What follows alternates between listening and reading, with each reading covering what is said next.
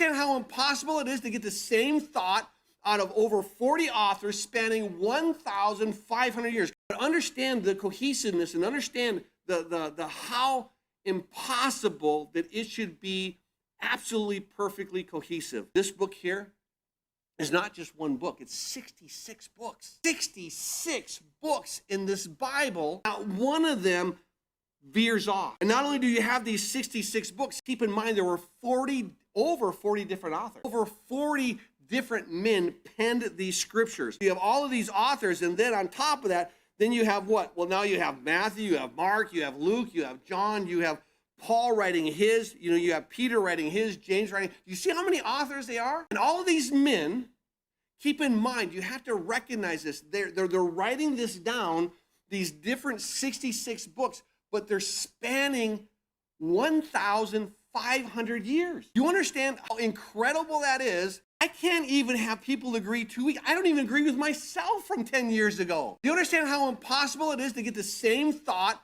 out of over 40 authors spanning 1,500 years? And so 1,500 years. And yet there's this absolute cohesiveness with over 40 people. This word was penned on 3 different continents. You see it there. Remember now, in Egypt, there's Moses penning, that's Africa. You see it here in Asia.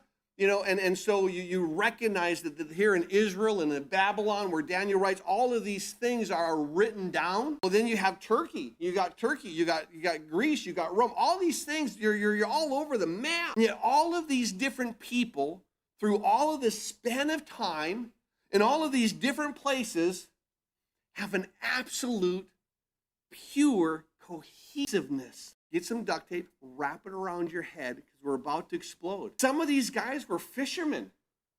Some of them were kings.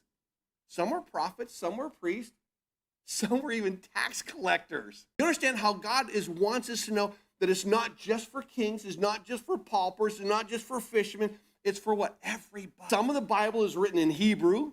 Some of it is written in Aramaic. Some of it is written in Greek. You understand that all of this different languages still has what? There's no difference. There's absolutely no difference. There's a perfect cohesiveness through everything. And keep in mind that with this many authors, with this kind of far apart in time, both logistically and also in time, there should have been some kind of lack of cohesion. There should have been somebody who drifted something off somewhere. But guess what? Nada. It's a perfect.